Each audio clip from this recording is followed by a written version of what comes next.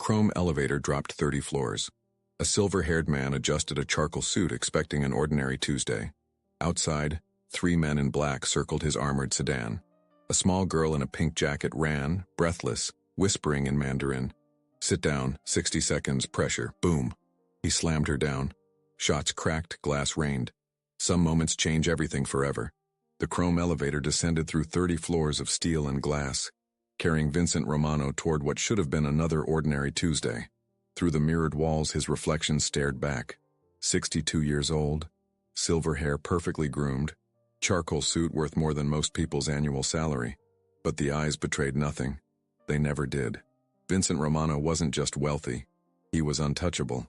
3 decades building an empire that existed in shadows between legitimate business and something far more dangerous. Hotels, construction, shipping, all clean on paper, all feeding a machine that operated by rules written in blood and silence. The city bent around him like gravity around a star, and everyone knew better than to look too closely at the source of his power. The elevator opened into the marble lobby of Romano Tower, where morning light filtered through floor-to-ceiling windows. Security guards nodded with practiced deference. Employees moved with the careful choreography of people who understood their place in an invisible hierarchy. Vincent walked through it all like a shark through still water. Predatory, purposeful, alone. Outside, Lower Manhattan hummed with its usual chaos. Yellow cabs honked at pedestrians who ignored them. Steam rose from manholes like urban incense. And across the street, barely visible among the crowd, sat something that didn't belong in Vincent's carefully controlled world. A small food cart, run by a Chinese woman and her daughter. Anna Chen had arrived in New York 18 months ago with nothing but a suitcase and 8-year-old Emma. She spoke broken English and understood even less about navigating a city that chewed up immigrants and spit out their bones. The food cart was survival, not choice. 12-hour days selling dumplings and noodles to office workers who barely looked at her face. But it kept them alive. Kept Emma in school, kept hope flickering in a world that seemed designed to extinguish it. Emma spent her mornings on the steps of Romano Tower while her mother worked. She was small for her age, with dark hair that fell across intelligent eyes that noticed everything. The guards called her Little Ghost because she moved so quietly, slipping between their routines like smoke. They tolerated her presence because she caused no trouble, asked for nothing, existed at the edges of their awareness like background music. But Emma saw what others missed. She heard conversations in Mandarin that weren't meant for outside ears. She watched patterns in behavior that adults dismissed as coincidence. And today, something felt wrong in ways she couldn't articulate but recognized with the animal instinct that keeps prey alive. 3 men stood near Vincent's armored Mercedes. They wore the same dark suits as his regular security, carried themselves with the same professional bearing, spoke to each other in low voices that didn't carry. To anyone watching casually, they belonged. But Emma had watched Vincent's real guards for months, had memorized their faces, their habits, their relationships. These men were strangers wearing familiar costumes. She crept closer, using newspaper stands and pedestrians as cover. Her mother had taught her that understanding language was power. The power to know when danger approached, when adults lied, when survival depended on information others couldn't access. As she drew near enough to hear their conversation, her blood turned to ice water. "The device is armed," one said in Mandarin, his voice carrying the casual tone of someone discussing weather. "Pressure trigger. The moment he sits down, 60 seconds. Another man checked his watch. "Clean exit route secured. The target believes we're his protection." "And after?" asked the third. "After, we disappear. The old man's empire crumbles, and our employer steps into the vacuum. Simple succession." Emma's hands began to shake. She didn't understand all the implications, but she understood enough. These men weren't here to protect Vincent Romano. They were here to kill him. And whatever device they'd mentioned was inside his car, waiting. She looked toward the building entrance, where Vincent would emerge any moment for his daily journey to the harbor warehouse. A routine everyone knew, including whoever had sent these killers. Through the glass doors, she could see him approaching, flanked by his real security detail who had no idea they were walking into an ambush. The fake guards separated, taking positions that looked protective, but were actually strategic. One moved to the driver's side, one to the passenger door, one to create a visual barrier from potential witnesses. Their choreography was perfect, professional, deadly. Emma's mother had taught her to stay invisible, to never draw attention from powerful people who could crush their small life without thought. But as Vincent Romano stepped through those glass doors, his face carrying the cold authority of a man who had never known fear, Emma Chen made a choice that would shatter both their worlds. She ran across the busy street, dodging between cars that honked and swerved, past startled pedestrians who called out warnings she couldn't hear over the sound of her own heartbeat, directly toward a man whose name appeared in newspapers beside words like alleged, suspected, and untouchable. A man who could disappear her and her mother with a single phone call. Vincent saw her coming, a small figure in a pink jacket moving with desperate urgency. His real guards tensed, hands moving instinctively toward concealed weapons. But something in the child's face stopped them. Not malice, terror. She skidded to a halt directly in front of him, breathing hard, looking up with eyes that had seen too much. For a moment, the city's noise faded. Traffic sounds became distant. The dozens of people moving around them seemed to freeze in amber. "Don't get in the car," she whispered in accented English, her voice barely audible above the urban symphony. Vincent stared down at her, his expression unreadable. In 30 years of survival in a world where paranoia was sanity, he had learned to trust instincts over logic, and every instinct he possessed was suddenly screaming. "What did you say?" Emma glanced toward the 3 fake guards who had noticed the interruption and were moving closer with smiles that didn't reach their eyes. She switched to Mandarin, speaking quickly. "They're not your men. They put something in your car. They said 60 seconds after you sit down." The words hit Vincent like physical blows. He followed her gaze to the 3 approaching figures, and suddenly details he had dismissed became glaring inconsistencies.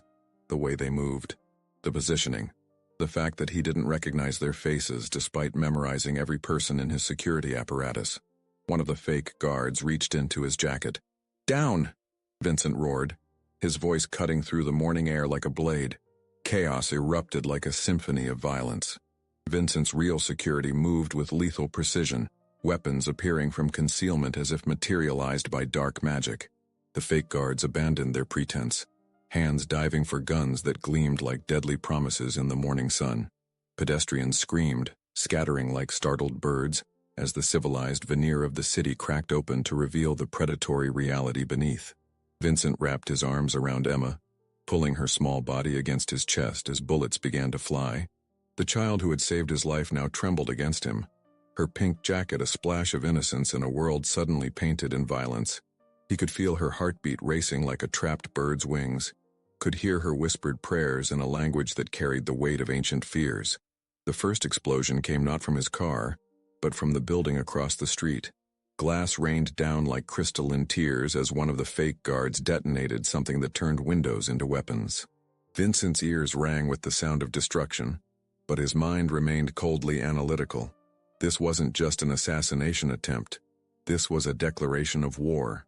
Marcus Webb, Vincent's head of security, moved like death incarnate. 20 years of military training followed by 15 years protecting the most dangerous man in New York had honed him into something barely human. His first shot dropped the fake guard reaching for the car door.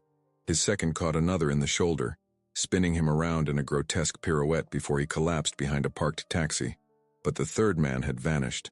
Vincent pressed Emma deeper into the doorway of his building, using his own body as a shield while scanning the chaos for threats that could emerge from any shadow. Around them, his legitimate businesses, the hotels, the restaurants, the shipping companies, continued operating as if nothing had happened. Because in Vincent Romano's world, violence was just another form of weather and everyone had learned to dress appropriately. "Stay down," he whispered to Emma, his voice carrying the gentle authority of someone accustomed to being obeyed without question.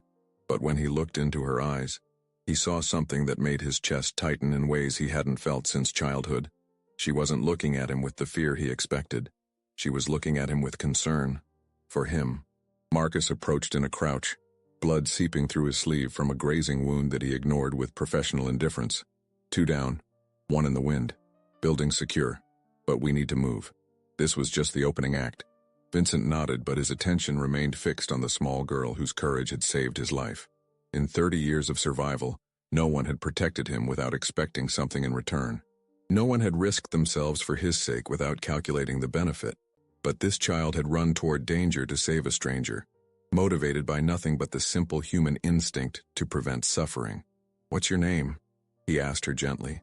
"Emma," she whispered, then looked toward the food cart where her mother stood frozen in terror. "My mama." Anna Chen stood behind her cart like a statue carved from fear. She had watched her daughter run toward the most dangerous man in their new country, had seen the violence erupt around them like a nightmare made manifest. Now she stared across the street at a scene that defied comprehension. Her 8-year-old daughter, in the arms of a man whose name appeared in newspapers beside words that made other immigrants cross themselves and pray. Vincent followed Emma's gaze and understood immediately. The woman wasn't just afraid of the violence. She was afraid of him, afraid of what his attention might mean for their small invisible life, afraid that her daughter's heroism had painted a target on their backs that would never fade.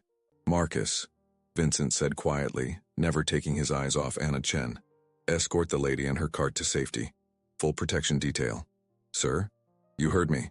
Marcus hesitated for a fraction of a second, long enough for Vincent to notice, which was dangerous territory for any employee.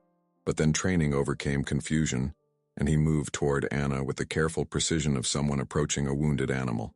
Emma pulled at Vincent's sleeve. "Will she be okay? My mama?" "Yes," Vincent said, and realized he meant it with a certainty that surprised him. "She'll be safe. You both will." The promise hung in the air between them like a contract written in something stronger than ink.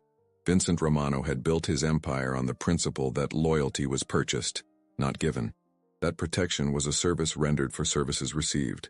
That nothing in his world came without a price negotiated in advance. But as he looked into Emma's eyes, he felt something shift in the carefully constructed architecture of his worldview. This child had asked for nothing, expected nothing, wanted nothing except to prevent a stranger's death. And in doing so, she had reminded him of something he had buried so deep he thought it was gone forever. The memory of who he had been before he became what he was. Police sirens wailed in the distance, growing closer with each passing second. Vincent's legitimate businesses had protocols for this. Lawyers who would arrive before the detectives, alibis that were airtight, security footage that would mysteriously malfunction at crucial moments. The system he had built would protect him from official consequences, just as it had protected him for 3 decades.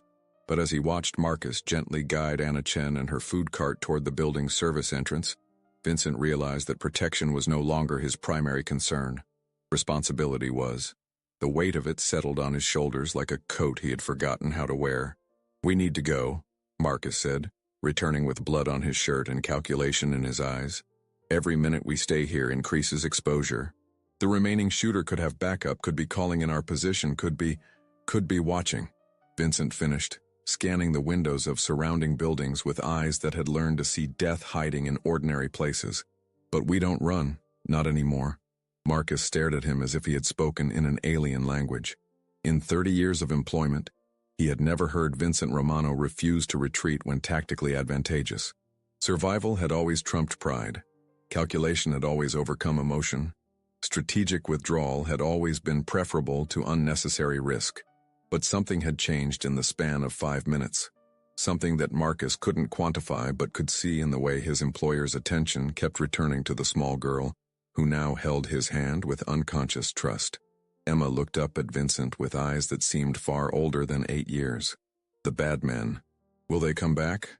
Vincent considered lying, offering reassurance that would be comfortable but false. Instead, he chose truth delivered with careful gentleness. "They might. But if they do, they'll find something they don't expect." "What?" "Someone who has something worth protecting." The words carried weight that seemed to surprise Vincent himself. He had spent decades protecting assets, territories, business interests, strategic advantages. But protection motivated by genuine care rather than calculated benefit was territory he hadn't explored since childhood. It felt simultaneously foreign and familiar, like speaking a language he had once known fluently, but had forgotten through disuse. Anna Chen appeared in the building's entrance, flanked by 2 of Vincent's men who treated her with the careful respect reserved for valuable civilians. Her eyes found her daughter immediately, and the relief that flooded her face was so profound it seemed to physically diminish her. "Emma," she called softly in Mandarin, "come here." But Emma didn't move. Instead, she looked up at Vincent with an expression that carried questions too complex for her years. "Will I see you again?" The question hung between them like a bridge neither quite knew how to cross. Vincent's world and Emma's world existed in parallel universes that occasionally intersected, but never merged. He was the shadow that legitimate society pretended didn't exist. She was the innocence that his world systematically destroyed. But today, innocence had saved darkness, and darkness found itself responsible for protecting innocence in return. "Yes," Vincent said, and felt the promise settle into his bones like an oath sworn before witnesses he couldn't see but could feel watching. "You'll see me again." The safe house existed in the spaces between official reality. Nestled in Queens behind a nondescript door marked Chen Imports, it belonged to no records, appeared on no maps, generated no tax revenue. Vincent had learned long ago that true power required places where the normal rules simply didn't apply, where conversations could happen without surveillance, where decisions could be made without witness, where the messy business of survival could unfold away from prying eyes. Emma sat cross-legged on an expensive Persian rug, her small fingers wrapped around a mug of hot chocolate that seemed almost larger than her hands. She had been silent for the past hour, processing events that would have broken most adults. But children, Vincent reflected, possessed a resilience that came from not yet understanding the full implications of horror. They adapted because they had no choice, survived because they didn't know they were supposed to be broken. Anna Chen occupied the corner of a leather sofa like a bird perched for immediate flight.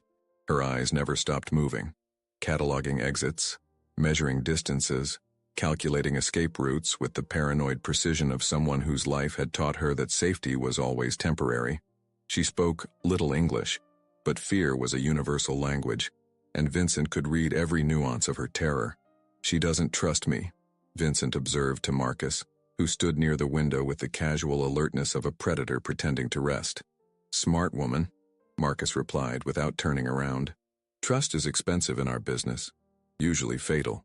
Vincent studied Emma, who had begun drawing on a piece of paper with crayons that had materialized from somewhere in the safe house's surprisingly well-stocked supplies. Her artwork revealed the mind of a child trying to process incomprehensible adult violence. Stick figures with guns, a car surrounded by angry scribbles, herself depicted as a tiny pink dot in a sea of black chaos. "What were you drawing before?" Vincent asked gently, settling into a chair across from her with movements deliberately slow and non-threatening. Emma looked up, her dark eyes carrying intelligence that seemed decades beyond her chronological age. "Home," she said simply. "In China, before we came here. What was it like?" She considered this with the seriousness that children bring to questions adults dismiss as casual conversation. "Quiet. My grandfather had a garden. He grew vegetables and told stories about dragons that lived in the mountains. Do you miss it?" "Sometimes." Emma returned to her drawing, adding details that transformed chaos into something approaching order. "But Mama says we can't go back. She says America is safe." The irony hung in the air like smoke from a discharged weapon. Anna Chen had brought her daughter to America seeking the safety that distance from old traumas could provide, only to discover that violence was democracy's most universal export. But Vincent recognized something in the woman's posture that went beyond simple fear of immediate danger. This was the bone-deep terror of someone who had run from one nightmare only to stumble into another. Marcus's phone buzzed with the discreet vibration that indicated urgent business. He answered with a series of monosyllabic responses that conveyed information without revealing content to potential listeners. When he hung up, his expression carried the grim satisfaction of a man whose suspicions had been confirmed. "The third shooter," he said without preamble. "We found him, along with some interesting intelligence about who hired the team." Vincent's attention sharpened like a blade focusing sunlight into fire. "And the Kozlov operation. Victor's making his move earlier than anticipated." The name hit Vincent like a physical blow, though he kept his expression neutral for Emma's sake. Victor Kozlov represented everything Vincent had spent 30 years learning to anticipate and counter. Ambition without honor, violence without code, business conducted with the messy brutality of someone who viewed collateral damage as acceptable overhead. Their rivalry had simmered for years in the shadows where such conflicts played out, but this attack represented a fundamental escalation. "He's testing boundaries," Vincent said, more to himself than to Marcus. seeing how we respond to direct action. Or he's gotten desperate enough to abandon subtlety entirely. Marcus moved away from the window, his body language shifting into the alert readiness that preceded planning sessions. Either way, this doesn't end with increased security and defensive positioning. Vincent nodded, already running through tactical scenarios with the cold calculation that had kept him alive through 3 decades of warfare disguised as business. But as his mind organized strategies and counter-strategies, his eyes kept returning to Emma, who continued drawing with the focused concentration that children brought to activities that made sense in a senseless world. Anna Chen spoke suddenly in rapid Mandarin, her voice carrying the desperate edge of someone who had remained silent as long as humanly possible. Emma looked up from her drawing, listened carefully, then turned to Vincent with an expression that seemed far too mature for her small face. "My mama wants to know if we're prisoners," Emma translated, with the matter-of-fact directness that children use to deliver earth-shattering information. The question struck Vincent with unexpected force. In his world, protection and imprisonment often occupied the same physical space, distinguished only by the willingness of the protected party and the motivations of the protector. He had spent years moving people to safe locations for their own good, sometimes against their explicit wishes, always with their ultimate survival as justification. But as he looked into Emma's eyes, Vincent realized that justification felt suddenly inadequate. This child had saved his life motivated by nothing but pure altruism. She deserved better than being disappeared into the machinery of his protection, no matter how well-intentioned. "No," he said directly to Anna, though he knew she couldn't understand the words. Then to Emma, "Tell your mother that you're guests, not prisoners. Tell her that she can leave anytime she wants." Emma translated, and Anna's response came immediately. A flood of rapid Mandarin that carried undertones of disbelief, suspicion, and something that might have been hope. "She says you're lying," Emma reported with the brutal honesty that children employed like surgical instruments. "She says powerful men always lie when they want something." Vincent found himself laughing, actual laughter that surprised him with its genuineness. "Your mother is a very smart woman, but sometimes even smart people can be wrong." He stood up, moving to a desk where he kept various documents that existed in the gray areas between legitimate and unofficial business.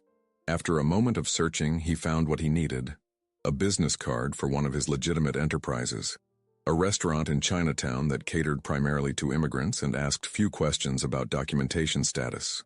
"Tell your mother," he said, handing the card to Emma, "that tomorrow morning if she wants she can go to this address. The manager will give her a job, a real job, with real pay, in the kitchen or serving customers. She can work there as long as she wants and no one will ask questions about her past or her papers." Emma's eyes widened as she processed this information. "Really? Really? And there's an apartment above the restaurant. Clean, safe, big enough for both of you. The rent is already paid." As Emma translated this offer, Vincent watched Anna's face cycle through emotions like pages turning in a book written in a language he couldn't read but somehow understood.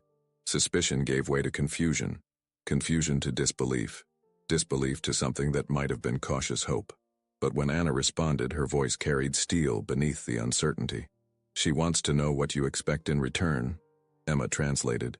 "She says nothing is free, especially from men like you."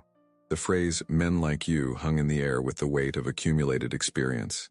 Anna Chen had learned hard lessons about the cost of accepting help from powerful men, about the prices that were never discussed until payment came due, about the ways that salvation could transform into subjugation, without the victim noticing, until escape became impossible. Vincent understood her suspicion because he had weaponized it in others for decades. He knew exactly how predators disguised consumption as protection, how they used genuine gratitude to create emotional dependency, how they transformed rescued victims into willing participants in their own continued victimization. But as he looked at Emma's drawing, a small pink figure holding hands with a much larger black figure under a sky filled with threatening clouds, Vincent realized that his motivations defied his own understanding.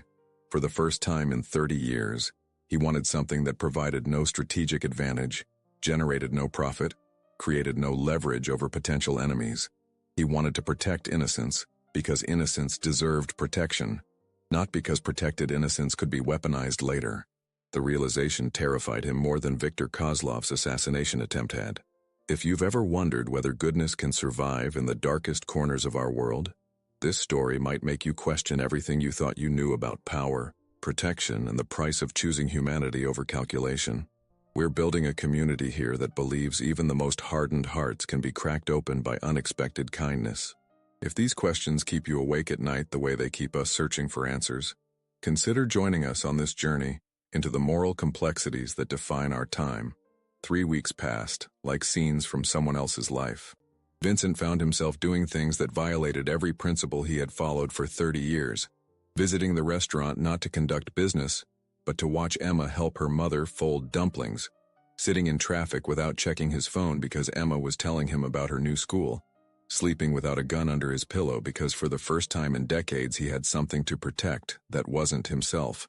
The arrangement should have been temporary, gratitude repaid, debt settled, moral obligations discharged through generous compensation and secure relocation.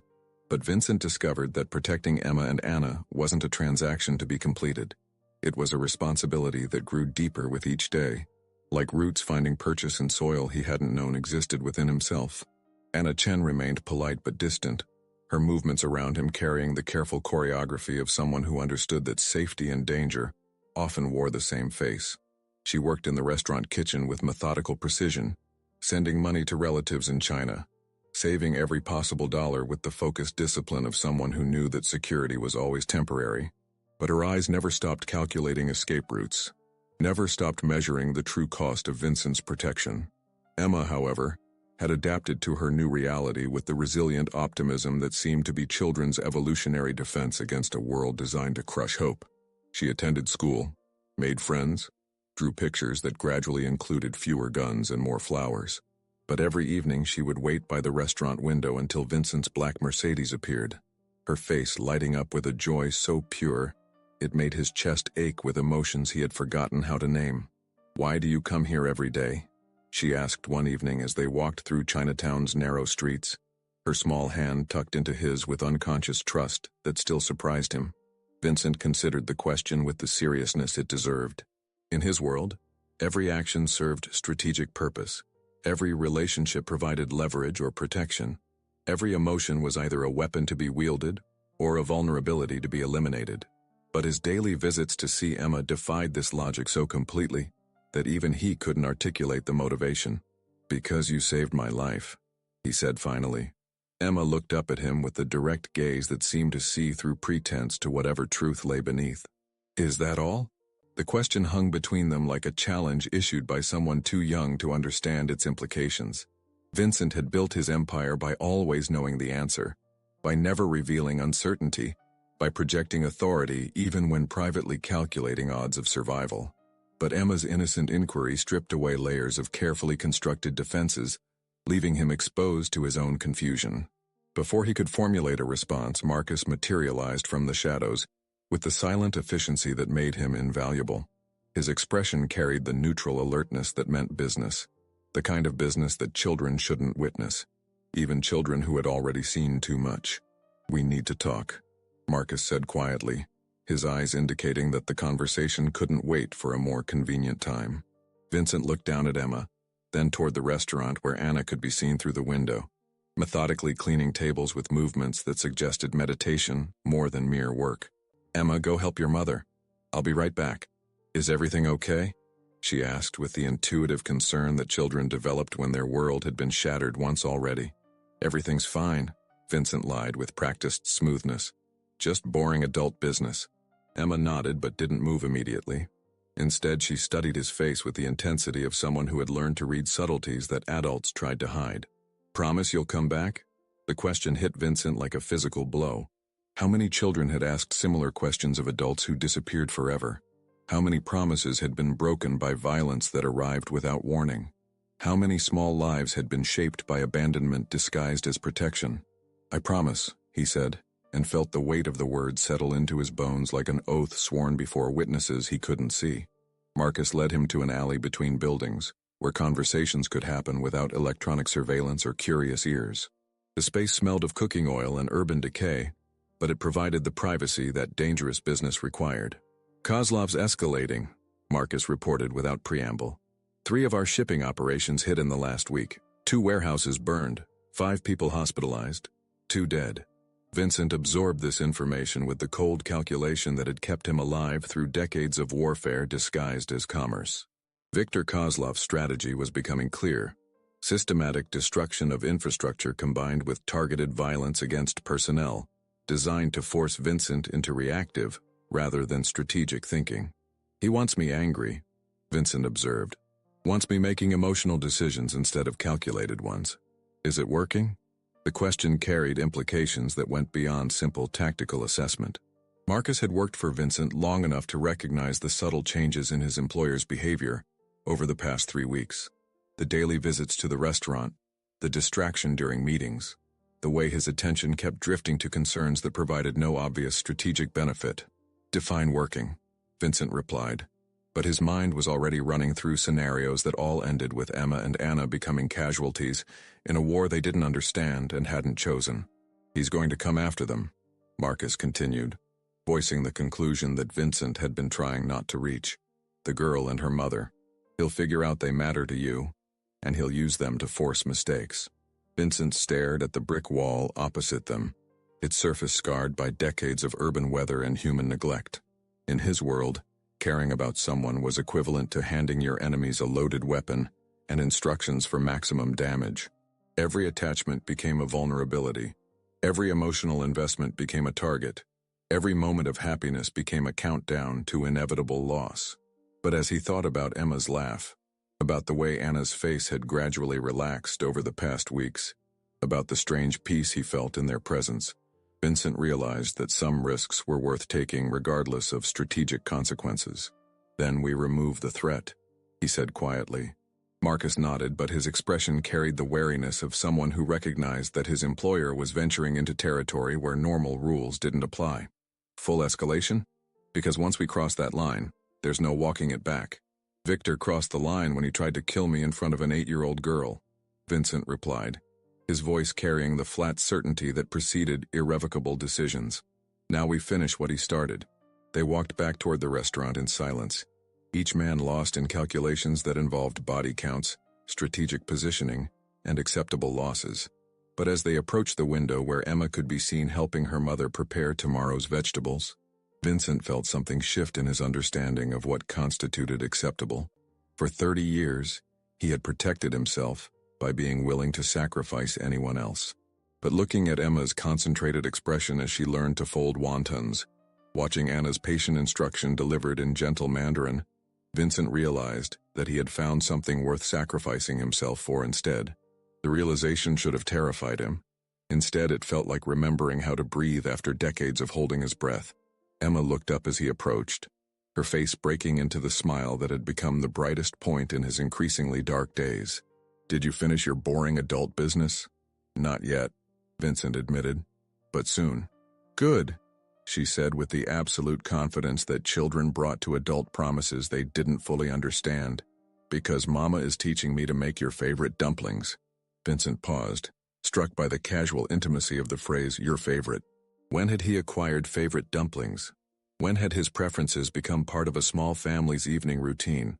When had he stopped being a dangerous stranger and become something approaching family?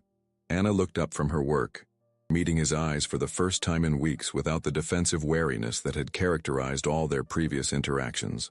She spoke briefly in Mandarin, and Emma translated with a shy smile. "Mama says thank you for everything. She says she knows the cost of your protection, and she's not afraid anymore." The words hung in the air between them like a bridge finally completed after weeks of careful construction. Anna Chen had spent 3 weeks evaluating Vincent Romano's motivations, calculating the true price of his generosity, preparing for the moment when payment would come due. But somewhere in the accumulation of ordinary days, she had reached a conclusion that surprised them both.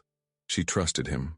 The trust was qualified, cautious, aware of its own fragility, but it was real, and it carried weight that Vincent felt settling on his shoulders like armor forged from responsibility rather than fear. "Tell your mother," Vincent said carefully, "that the only cost is keeping you both safe. Nothing else. Ever." As Emma translated, Vincent watched Anna's face process this information with the careful attention of someone who had learned to parse truth from comforting lies. After a long moment, she nodded once. a gesture that conveyed acceptance, understanding, and something that might have been the beginning of genuine faith. Outside, shadows lengthened as evening settled over the city like a blanket woven from urban noise and artificial light. Somewhere in those shadows, Viktor Kozlov was planning his next move in a war that had just acquired stakes Vincent couldn't afford to lose. The trap arrived disguised as normalcy. Emma's school called at 3 in the afternoon, their voice carrying the apologetic professionalism that institutions used when delivering news that would shatter someone's carefully constructed peace. Emma had never arrived for her afternoon classes. Security cameras showed her leaving the building with a woman who claimed to be her aunt, someone who spoke fluent Mandarin and knew exactly which buttons to press to bypass the school's protective protocols. Vincent received the call while standing in a warehouse that still smelled of smoke from Victor's latest attack. Around him, his men inventoried losses that measured in hundreds of thousands of dollars, but the numbers felt abstract compared to the ice-cold terror that settled in his chest as the school administrator explained how easily his protection had been circumvented. "How long?" he asked Marcus, who was already coordinating response teams with the mechanical efficiency of someone who had planned for this exact scenario. 2 hours maximum, Marcus replied, his phone pressed to his ear as he deployed resources across the city, like pieces on a chessboard designed for warfare. "They'll want to establish contact before we can organize a comprehensive search." Vincent's mind raced through tactical possibilities while his chest constricted with emotions he had forgotten how to manage. In his world, kidnapping was business, a negotiation tactic that relied on predictable responses and calculated exchanges. But Emma wasn't a business asset to be recovered or written off based on strategic value. She was something he couldn't quantify or replace, something that had become essential to his understanding of who he was, rather than merely what he owned. The call came 20 minutes later on a number that existed nowhere in official records. Vincent answered without checking caller identification, his voice carrying the cold authority of someone who had spent decades learning to project control, even when control was an illusion. "Romano." "Vincent." Viktor Kozlov's accent carried the cultivated smoothness of someone who had learned English in expensive schools, but retained enough of his origins to remind listeners of his exotic danger. "I trust you received my message. Where is she?" "Safe, comfortable, playing with toys that cost more than most people earn in a month." Victor's voice carried amusement that felt like broken glass. "She's a remarkable child, so brave, so intelligent, so completely unaware of the games adults play with other people's lives." Vincent forced his breathing to remain steady, his voice to stay level. Emotional responses were weapons that enemies could use against him, vulnerabilities that transformed protective instincts into self-defeating rage. "What do you want?" "A conversation, face to face, just the two of us, discussing the future of our respective enterprises without the complications that lawyers and intermediaries introduce." Victor paused, letting silence stretch until it became pressure. "The child remains unharmed as long as you remain reasonable." "Location?" "The old pier. Warehouse 17. 1 hour. Come alone, or the girl learns that fairy tales don't always have happy endings." The line went dead, leaving Vincent staring at a phone that had become an instrument of torture, disguised as communication technology. Around him, his organization moved with purposeful efficiency, deploying resources and personnel according to protocols they had rehearsed, but hoped never to implement. But Vincent knew that conventional tactics were inadequate for protecting something that couldn't be replaced or recovered through financial compensation. Marcus appeared at his elbow with the silent urgency that meant critical information. "Anna Chen. We found her." The words hit Vincent like physical blows. "Found her how?" "Hospital. Beaten but alive. Conscious. She's asking for Emma." Vincent closed his eyes, feeling the weight of responsibility settle on his shoulders like armor forged from failure and regret. Anna Chen had trusted him with her daughter's safety, had overcome decades of survival instincts to believe that his protection was real, rather than merely another form of exploitation. Now that trust lay shattered in a hospital bed, along with any illusion that his world could coexist peacefully with theirs. The warehouse district stretched along the Hudson River like a monument to industrial decay, its abandoned buildings serving as neutral territory for negotiations that couldn't happen in civilized spaces. Vincent approached Warehouse 17 with the measured pace of someone who understood that rushing toward danger served no strategic purpose, but his mind raced through scenarios that all ended with Emma's small body floating in dark water. Victor waited in the center of the empty space, flanked by two men who carried themselves with the professional competence that expensive violence required. Behind them, barely visible in the warehouse's industrial shadows, Emma sat in a chair that seemed designed to emphasize her smallness. She appeared unharmed but frightened, her eyes tracking movement with the hyper-alert attention of prey animals scanning for predators. "Vincent," Victor called out with false warmth. "Thank you for coming. I was concerned you might prioritize business obligations over personal attachments." Vincent approached slowly, his hands visible but ready, his attention divided between the immediate threat and peripheral dangers that might emerge from the warehouse's darker corners. "Let her go. This is between us." "Of course it is," Victor agreed with the smooth reasonableness of someone stating obvious facts. But children make such effective motivation for adult cooperation. They represent futures that can be preserved or destroyed, based on the quality of parental decision-making. Emma's eyes found Vincent across the warehouse space, and her face brightened with relief so profound it made his chest ache. She started to call out, but one of Victor's men placed a hand on her shoulder with gentle pressure that conveyed unmistakable threat.